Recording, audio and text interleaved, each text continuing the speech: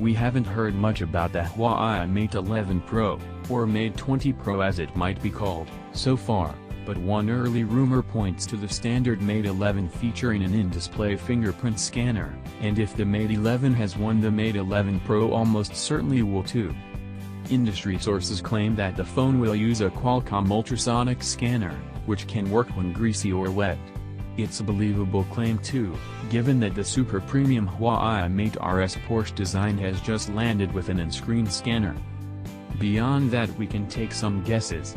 For example, the Mate 11 Pro will probably use a new chipset from Huawei, likely to be called the Kirin 980, since Huawei often debuts new chipsets on its Mate range, and since the Mate 10 and P20 phones use the Kirin 970.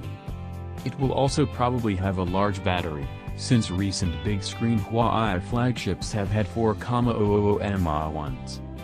The screen meanwhile is tougher to guess at, since the Mate 10 Pro and the P20 range all have full HD screens, but the standard Mate 10 and the Mate RS Porsche design have QHD displays.